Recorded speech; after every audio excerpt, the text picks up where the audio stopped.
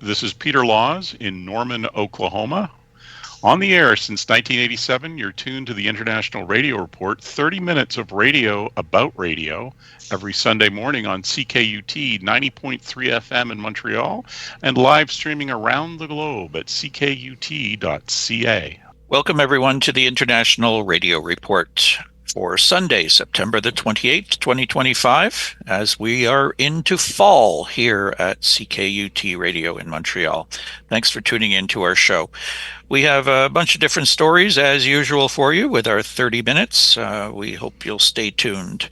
We'll get things rolling right away with a couple interesting stories with some surveys that have been done. Our first story comes from Connie Thiessen at Broadcast Dialogue. Its headline is 9 in 10 commuters engaging with audio, says a new SiriusXM Canada study. SiriusXM Canada has undertaken a new study on how Canadian commuters are engaging with audio as many workers return to the office and settle back into routines. The study was conducted from September the 15th to the 17th amongst a representative sample of 1,504 Canadians 18 years and over who are members of the Angus Reid Forum. According to the study, the majority of commuters, nearly 9 in 10 or 85%, are tuning to some form of audio entertainment, with the same number of respondents stating that audio entertainment makes their commute more enjoyable, and 73% agreeing that it makes their trips feel shorter. Among the findings are that music rules, with nearly 3 in 4 commuters, 74%, usually listening to music, and 84% of listeners naming it among their preferred form of audio when commuting. Podcasts are popular, with 25% of commuters consuming podcasts and 33% of listeners calling them a favorite, led by the 18 to 34-year-olds at 43%. And news still matters. 28% tune in to news, climbing to 39% among 55 years and older commuters. Over a third, 35% of those surveyed say that their commute has gotten worse in the past year, and 41% describe it as stressful, while 56% say they use their commute to relax or decompress, at least sometimes, with that number going up to 59% among Gen Z commuters. In the past year, 55% have sung out loud in the car, 26% have danced in their seat, 36% have stayed longer to finish a song or a podcast, and 13% have taken a longer route just to keep listening. So those are some pretty impressive numbers and some pretty strange ones as well. You see that sometimes driving along and you look at the car beside you at the stop sign and somebody's singing, or they're bouncing around or tapping on the steering wheel or what have you. So I thought it was neat that they surveyed those types of things as well. I had one example this week, and a corner, waiting at the corner for the red light to turn green, and there's this guy in his car like singing out loud. At least he was singing very well, so it was good. Yeah, very good. For sure, I used to do all the commute to go to my tech jobs, and listening to podcasts or music or anything does make it look like it's so much shorter. No wonder people are doing that. Our next story is about HD radio. The US HD radio by the numbers. 2 decades after launch, how widely is HD radio used in the US? This is by Nick Langan of Radioworld. As proprietor of the Radioland mobile app, I have access to a database of FM radio stations in North America. The data comes directly from the FCC's LMS database, supplemented by the HD radio directory for HD operation and sub-channel information. That directory is far and away the most trustworthy source of such data I've found, and I encourage you to explore it. I heard from several readers about that column, intrigued to find out more. I promise that I'll do an AM radio version soon. Some also wanted to know more specifics about nationwide HD radio usage. I wrote earlier that approximately 9% of the U.S. FM stations run HD radio, and I included a heat map of the technology's deployment that you can see in the original column. That 9% figure felt low to me, and I think it's because we were looking across all FM signals in the country, including translators, boosters, and low-power FMs. What if we only considered full power FM stations and took a deeper dive into current HD radio trends? I crunched the numbers in the Radioland database using Python-based data analysis tools, and it's the subject of this latest Signal Spot column. My database, as of August 15, contains 21,980 FM stations in the United States. I'm noting an HD radio station if it is counted in the HD radio directory as either operating in HD or suspected. There certainly may be examples of HD radio stations not included or vice versa. If I include suspected HD radio stations in the mix, which I did not in May, the total of active HD stations in the US is 2,114, up from 1,936 I listed the first time. After reviewing the suspected stations, I believe that for an accurate analysis, it was best to include them. Xperi, HD Radio's parent company, said that there are more than 2,500 stations in the U.S. broadcasting in HD radio. It maintains a listing of stations. Its count likely includes AM stations and stations that are licensed to broadcast digitally, but currently are not doing so. 103.9 WPHI-FM in Jenkintown, Pennsylvania. The FM simulcast of KYW-AM is an example. 18. This is the overall percentage of U.S. FM stations that use HD radio when we exclude translators, low-power FMs, and boosters. That's double the percentage I gave in May. The data show that there are 8,330 translators, 1,989 low-power FMs, and 387 boosters. If you're curious, I find 15 translators, 7 low-power FMs, and 7 boosters that run HD radio. 21. The percentage of commercial FM stations in the U.S. that use HD radio, again excluding translators, low-power FMs, and boosters. This was determined by filtering for frequencies at 92.1 and above for commercial stations. Among non-commercial stations, that number is 14%. Overall, there are 7,230 full-power commercial FM stations and 3,887 non-commercial stations on the air in the U.S. 68. The percentage of U.S. HD radio station that use at least one subchannel, HD2, 3, or 4. There are approximately 1,400 active HD2 subchannels, 630 HD3, and 140 HD4 subchannels. 150 is the number of sports-formatted HD radio subchannels, making it the third most common format. 51, the percentage of full-power FM stations in the top 50 U.S. Nielsen markets that use HD radio. And 3 is the percentage of Canadian FM stations that use HD radio. With 51 out of 1,747 stations and the database using the technology. I excluded low-power and very low-power stations as classified by the CRTC, which is Canada's broadcast regulator. The majority are in Toronto, which has 16 HD radio stations, accounting for 31% of the country total. Vancouver has 9, while Montreal and Ottawa have 4 each. Bell Media operates the most HD radio stations with 8.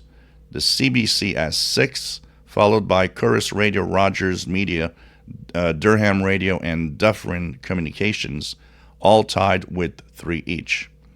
Xperi said that the U.S. stations that run HD radio cover 80% of all listening across the country, meaning that they are significant players in the medium.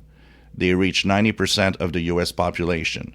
It's fair to conclude, however, that the digital format has ample room to grow and that rural broadcasters in rural areas and smaller markets are not flocking nearly as fast to invest in HD radio compared to those in larger markets.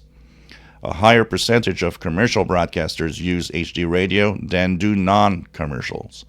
So HD radio, it's been going on for a long time, and it's something that still, I believe, most people don't know it exists. Apart from, car radios, which is probably where there's the most HD radios of all. Owning an HD radio, I don't think a lot of people do. I have one because of the curiosity of going there, but the lack of, participation. There's not many stations in Montreal that do. And the only real AM station we had in Montreal is now gone, so it's there's no more HD on AM, and the AM HD stations are actually on FM over the sub-channels, HD2, HD3 of other FM outlets. Yeah, the ones here are not really using it for very much different than what you can find somewhere else. That percentage, 3% of Canadian FM stations using it. Like you said, try to find a radio for one thing. They're not everywhere. They're certainly not easily accessible. And I think probably the same in the States. The publicity for it is just doesn't seem to be there. No. I mean, you hear some stations say, that they have an HD channel or whatever, but I think the public radio stations were ones that some of them that were promoting that they had these channels. Our Vermont station to the south of us in Burlington was one. But the numbers are still very low. And what it doesn't show you here is it gives you the percentage of stations that are using it, but doesn't tell you how many people are actually listening to it, which is a whole other set of numbers that we'd like to see. Next, we have some news on public radio. We've been following the difficult times that public radio stations are facing with the changes in the United States. This one is from Radioworld. New York Public Radio offers free programming to needy peers. New York Public Radio is making its slate of syndicated programming available for free to at-risk public radio stations. Citing unprecedented threats facing public broadcasting, NYPR announced a station-to-station programming project. Stations facing significant financial challenges are eligible to participate. For public media organizations receiving 10% or more of their budget from the Corporation for Public Broadcasting, approximately 64% of the public radio system, the WNYC distribution portfolio will be available at no cost, it said. Larger stations facing challenges will also be eligible to participate on an as-needed basis. New York Public Radio will also extend the program to non-commercial educational broadcasters who were not previously part of the Corporation for Public Broadcasting cohort, but who provide service to their local communities. It said the program is meant to help stations redirect licensing costs towards local operations and reporting. New York Public Radio is a content producer and distributor. It also is home to radio stations WNYC and WQXR. The initiatives includes programs like Radio Lab, On the Media, The New Yorker Radio, and Terrestrials.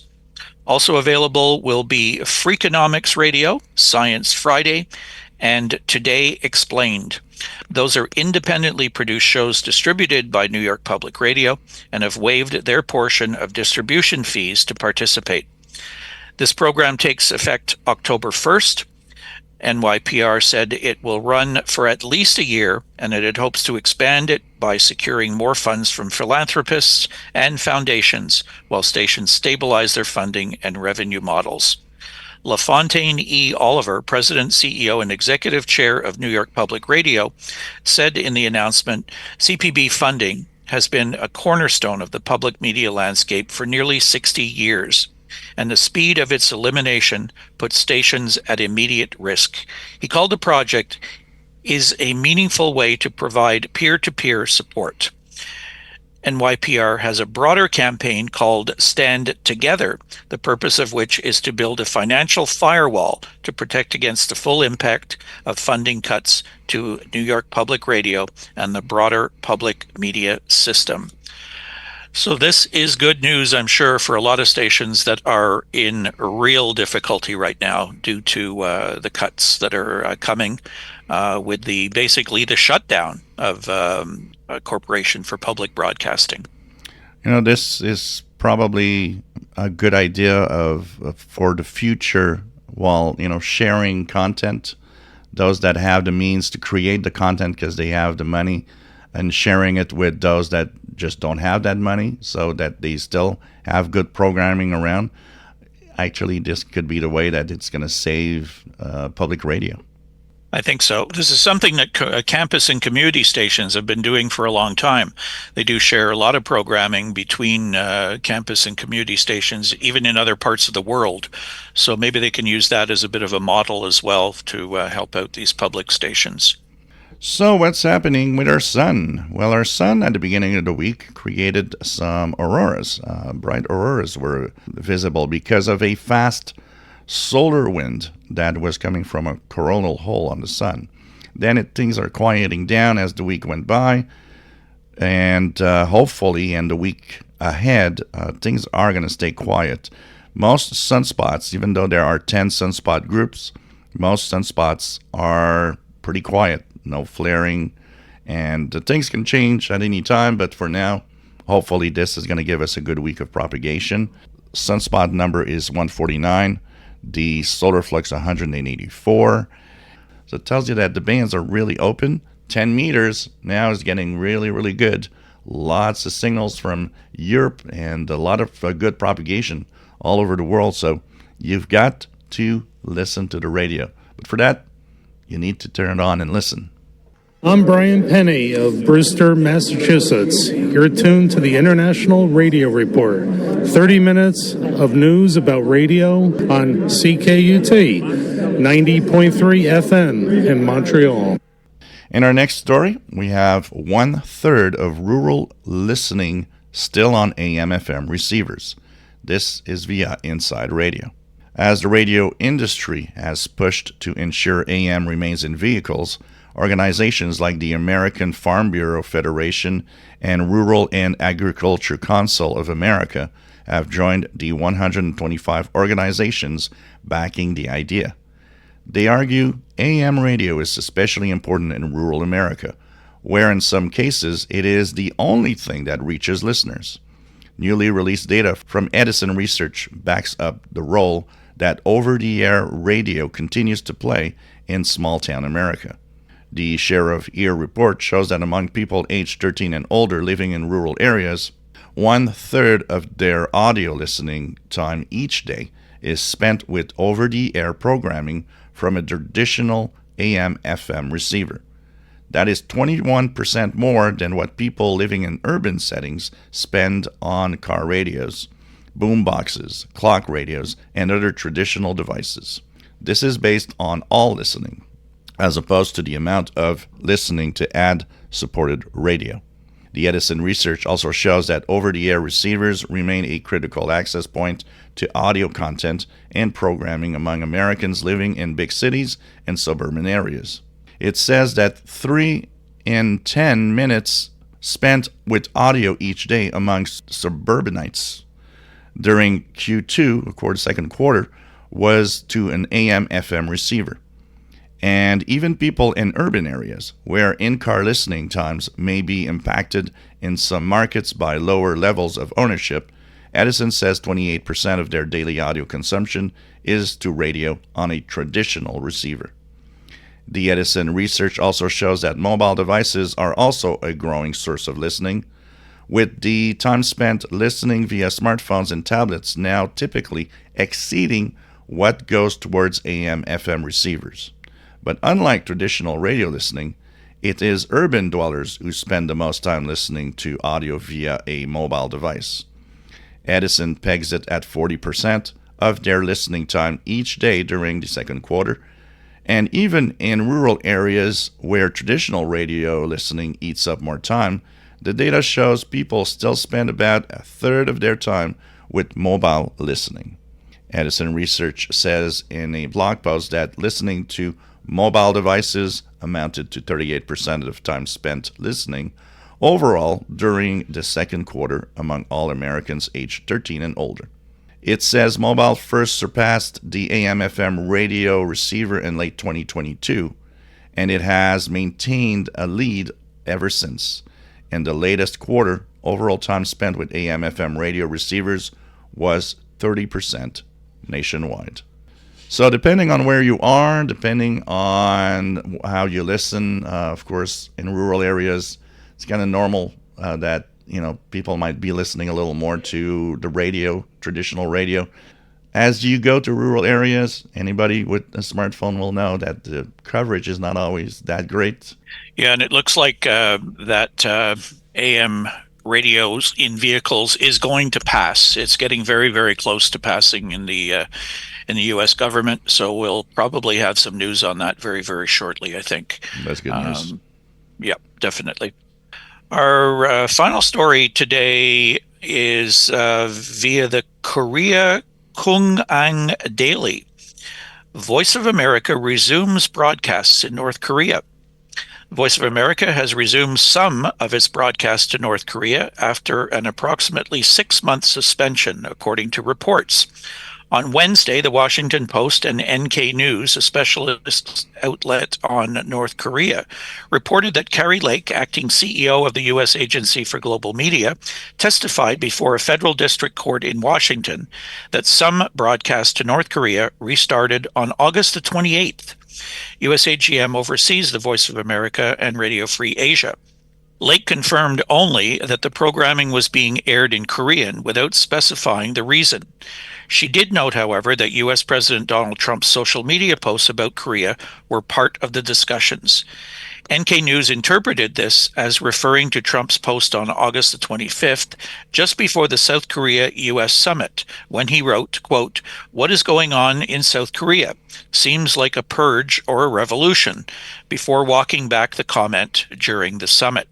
The resumption of VOA programming drew attention because the Lee Jae-myung administration had previously halted loudspeaker broadcasts and military radio transmissions aimed at the North.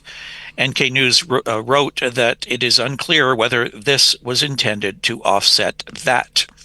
Within VOA, however, there were suggestions that actual content production for North Korea programming has not yet restarted.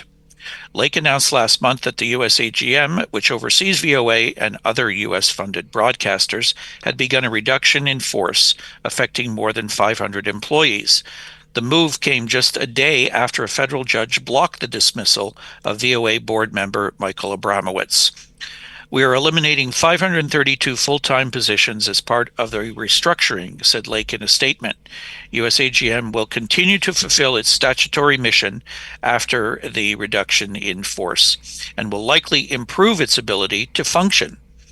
"I look forward to taking additional steps in the coming months to improve the functioning of a very broken agency and make sure America's voice is heard abroad where it matters most," Lake added.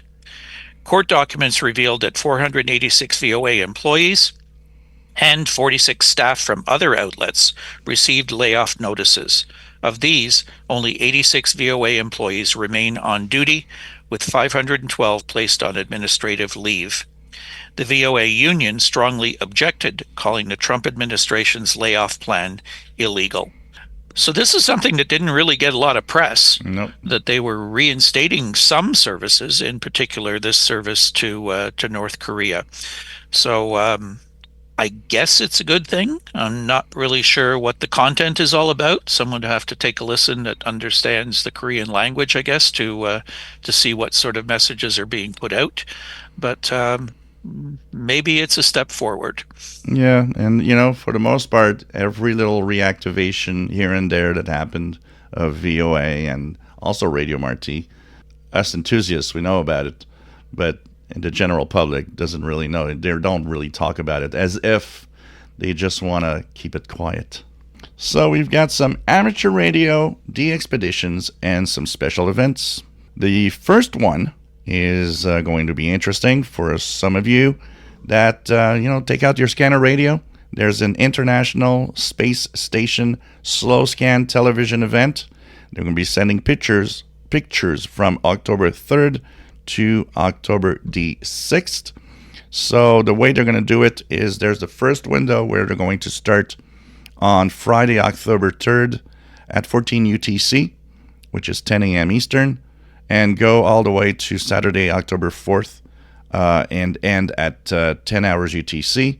And there's a second window where they will restart from Saturday, October 4th to Monday, October 6th, and that starts at 11 UTC, October 4th. They will be sending a series of images. Frequency is 145.800 on VHF 2-meter band.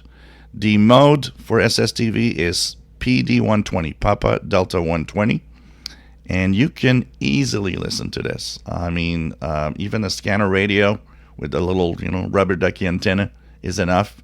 You might need to go outside to have a clearer signal, but these are easy to receive and always fun. And you can always send these pictures. They do have certificates available for people that send in pictures they've received and decoded. And you can decode that on all devices. If you have a computer, a PC, there's SSTV, which is great on Windows. There's a few SSTV apps for iPhones, iPads from Black Cat Systems, and the one I use on Android is Robot 36. Yeah, what you might want to do, if you're not familiar with your software for decoding, is just record the transmission as it goes over, and then you can play it back after and run it through the decoder. So give that a shot. We'll post up all the information about it for you. As far as some DXPEDITIONS on ham radio, the country of Nepal, Suvarna, Oscar Mike 0 Gulf Alpha, is going to be operating from there using /9 November with his call sign, and he'll be there until October the 13th. No indication as to what bands, but use the spotting nets to see where he might be. French Polynesia, Yann, Fox 1 Sierra Mike Bravo, is once again transmitting from Tahiti as Fox 0 / is call sign. Length of stay is unknown, but the activity will be on 20, 17, 15, and 10 meters using both FT8 and SSB voice. Staying in the South Pacific, East Kiribati, Darren, Victor Kilo 4 Mike Alpha Papa, is active as Tango 32 Kilo from the Kiritimati Atoll, which is OC 024. I think that's in the IOTA numbers, for a couple of weeks, operating 80, 40, 20, 15, 12, and 10 meters. And then he will also be on another one of the island countries' atolls using Tango 32 Kilo / portable. So look for him coming from that South Pacific nation. Vanuatu, Bob Zulu Lima 1 Romeo Sierra will once again be operating via Ifate as Yankee Juliet 0 Romeo Sierra between October 1st and October 10th. Focus will be on 6 meters and perhaps 10 meters with FT8 and some Earth Moon Earth. And finally, from Bhutan, Gurban, Papa Golf 5 Mike will be operating as Alpha 52 Golf from October 1st until the 8th of October. And he is in a place called Dochula at 3,100 meters above sea level. No information on what bands he'll be working, but look for Bhutan popping up on the ham bands. And we are out of time. Thank you for tuning in to us once again today. If you'd like to reach us, our email address is radioreport@yahoo.com. Our show is live streaming and archived at ckut.ca. Our Facebook group, International Radio Report, we invite you to join the group. And to listen to our show at your convenience, Go to YouTube. Our channel is youtube.com/IRR, or just search for International Radio Report, and you can subscribe to the channel there. Have a great week, everybody. We will talk to you again next Sunday morning on the International Radio Report here on CKUT 90.3 FM in Montreal. Bye-bye for now. Bye-bye.